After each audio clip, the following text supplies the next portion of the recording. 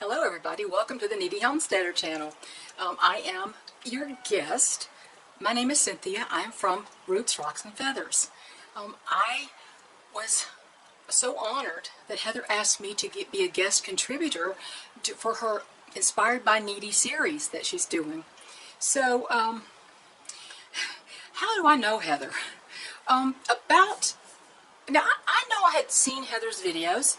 I was subscribed to her channel, I do believe, around the time that all of a sudden, about a year ago, I got quite the influx of new subscribers and new people on my channel. And I thought, well, where are they coming from? And finally somebody said, Kneady sent me. And I went, oh, wow. And so I went to her channel, and sure enough, this sweet, wonderful lady had done a video about her favorite chicken books and YouTube chicken gurus. So she named my channel as one of her favorite places for chicken information. And that was so sweet. And of course, she has inspired me in so many ways. But today we're just going to talk about one particular subject. We may broach the other ones at another time. But you know, she has been such an inspiration to me, and a lot of it is just her positive attitude about things and her can-do attitude. You know, and that really kind of goes along with my, you know, if you don't try, you'll never know if you can do it. Just do it. Just do it. And that goes for canning, that goes for raising chickens, but always do your research. Both Heather and I are really big on doing your research, and don't fly blind. Go in there, do your research, but don't be afraid to start. You've got to start. So, a while back, I did a video that was a quandary I was having. Well, my channel, Roots, Rocks, and Feathers, has been on YouTube for probably about 9 years, but I think there's only about 7 years of videos up currently on the channel. I never monetized, so I have a very low subscriber base. Something about that, I just didn't do it. And so I don't have a lot of subscribers at this time. But I've had a lot of long-time subscribers. But my channel is pretty much homesteading, gardening, being self-sufficient, living a more purposeful life, a frugal life, anti-consumerism, not going with the flow, going against the grain, do what you can do where you are. And that's kind of my base. And of course, prepping ends up being part of homesteading always. And a large part of my knowledge base has to do with raising chickens. I've been a chicken breeder for about 15 years now. I still have a couple of chickens that are 13 years old. So they've been with me almost the entire time. So I know a lot about raising chickens. It's just something that I researched religiously before I got them. I built my coop before I got them. I was ready for them, and I decided what I was going to do about disease before I got them. I was one of those researchers. I'm just an avid researcher. I know Heather is too. That might be part of why we click. And so I know a lot about chickens. I mean, I've been a member of backyardchickens.com for longer than I've had chickens, because research, right? Always research. But I had started with hatchery stock, and then I got into breeder stock because the hatchery stock quality was kind of, I say a lot about that on my channel. And I got into breeding groups and breeding different breeds, and had to separate the roosters and having different breeding pens in the barn. And because of personal issues, my husband is a disabled veteran, and things were getting a little bit tougher. We've been here for about 19 years and raised chickens for 15, but in the last 15 years, some things have changed, as you can imagine. So I wanted to go back to a simpler way of doing things. So my dilemma a couple of years ago was, do I go back to one breed just so I can let everybody out in the morning to free range and not have to go rotating basis. You go out for a while, then you come in, then you go out. It's a lot less work to just have one big group. But do I have a fun mixed flock like I started with, just several breeds, just hatchery stock, nothing special, or do I stick with one good heritage line that I have? I raise heritage line barred Plymouth Rocks, and I raise partridge and blue partridge Brahmas. I've raised those for about 5 years now. but I wondered, I didn't know what to do. And if I went to one breed, which one would I pick? My beloved Barred Rocks, who are my all-time favorites, or my Brahmas? And so I had sort of a double dilemma there. Well, over the last, about a year ago, I'd watched Kneady, Heather. I watched Matt, God rest his soul, build her that beautiful coop that he built, and with an eye toward the detail and making it predator proof. And he did such a wonderful job on that, and getting her chickens. And I said, oh, you're going to be hooked. You watch. People are surprised. They're taken by surprise by how much they love these chickens, and how interesting they are, and how personable, and how they're so different from each other, and how some are really, really smart, and you're just going to be hooked. It's going to be an addiction. And I tell that to everybody who are first-time chicken owners. And of course she was. And but you know, it was watching that joy that helped me make my decision. I decided to go back to a fun mixed flock, just like I started with, and nothing special. And I thought, well, which breeds do I put in that mixed flock? I don't want the common laying breeds because they all tend to die of reproductive malfunctions. But I thought, maybe the ones that are not commonly bred, maybe the ones that are not overbred. And I had a couple of Bantam Cochins over the years. I had a lavender hen named Shadow and a little black rooster named Xander, and I didn't have them together. They were years apart. Xander lived with the big hens. Shadow always lived with the big mixed flock, even with a large fowl rooster who never bothered her. And they passed away about 4.5 years old, and I thought, you know, I'd really love to have Xander again, a little munchkin dictator to take care of the big hens and to beat the alarm. He was such a fun little guy. And I would like to have those in charge of my flock, because really a rooster's job is just to alert, watch the skies, watch the surroundings, and alert. And I'll throw himself in the way of danger if need be. And so I decided I'm going to get me a mixed flock, and I'm going to get mainly a breeding flock of little Bantam Cochins, because they come straight run, they don't come sexed, you don't know what you're getting.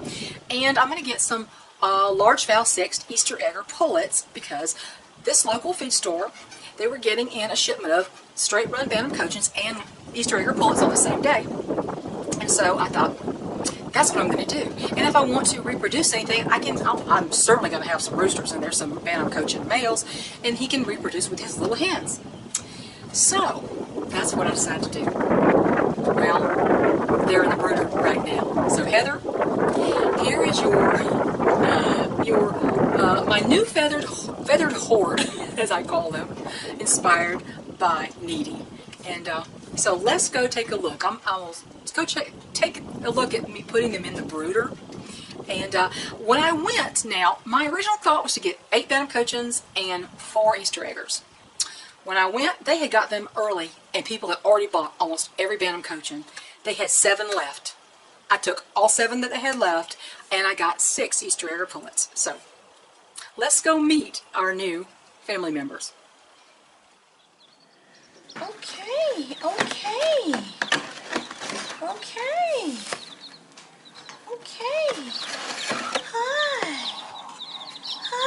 Hi, babies. Hi. Here we go. Come here. Here we go. Come here. Here we go. Come here. We got some Bantam Cochins first. I think I got some lavenders. Oh my goodness, look at there. And I think I got maybe a white one. And maybe some buffs. Hi, come here, baby. Come on. Come on, here we go. And you start eating right away. Yeah. There's the Bantam Cochins. 7 is all I could get because they sold them all before I got there. Hi. We've got some Easter eggers. Hi. Come here. Yeah, we got some Easter eggers. Let's get some Easter eggers in here. Oh, aren't so pretty. Looky. Let's get some Easter eggers in here. Here we go. Let's get some Easter eggers in here. Oh, and I got a dark one. Oh, goodness. For variety, here we go. Come here. Come on. Watch out for the poopy butt, of course. Hi, come on. Oh, come on, it's okay. Here we are. There we go. The new feathered horde. My goodness. I hope you can see that. I hope you can see that. Oh my goodness, look at the babies. Look at them. Drinking, eating. My goodness. My goodness, look up there. Say, I know what that stuff is. I know what that is. I know what that is. I know what that is. Well, when I got there, apparently they had come in yesterday, and they were selling them yesterday, though they said they were going to come in today. So there were only 7 Bantam Cochins left, so I got every one they had left. It looks like we got maybe 2 or 3 lavenders, buffs, maybe white, and the Easter eggers. Since there was only 7 of the Bantam Cochins left, I got more Easter eggers. I got 6 Easter eggers, and I don't know what colors they are, so one looks like it's black. So, this is going to be the new feathered horde. The new fun flock. After seeing Heather be so excited about her chicks when she got them and watching Matt build that coop, we remember how fun it was when you first got your chicks.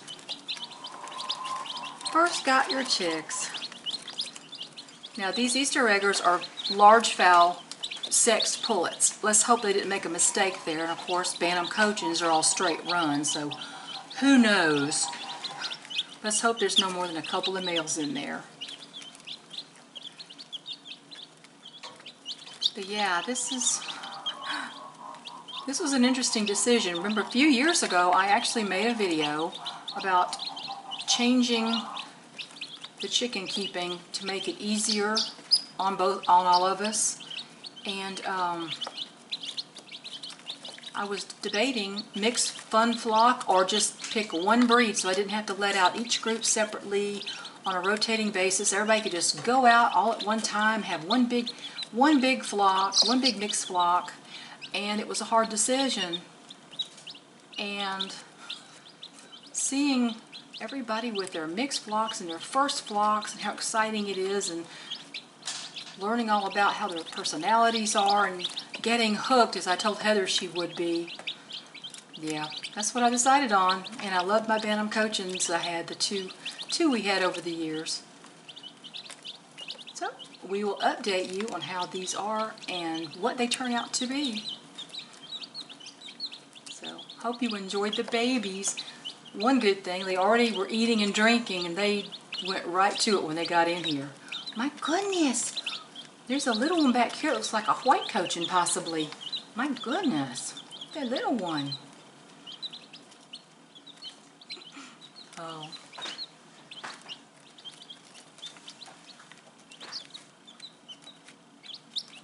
Let me pull this video camera around to the door so we don't have the bars in front of you.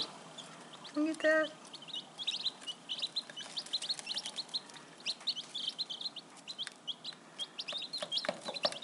So anybody who knows colors, chime in. I think I got some lavender, buff, maybe a white cochin. Easter eggers are anybody's guess. They're all usually wild patterned. And that black one's probably black. My goodness. Oh, by the way, these are not vaccinated from Eric's, which is the reason I got them from this feed store. And I asked where these came from. These came from Cackle Hatchery. I've never had any from Cackle, and they have a better reputation than some other hatcheries, especially for their Easter eggers. So, we'll see. Should be an adventure.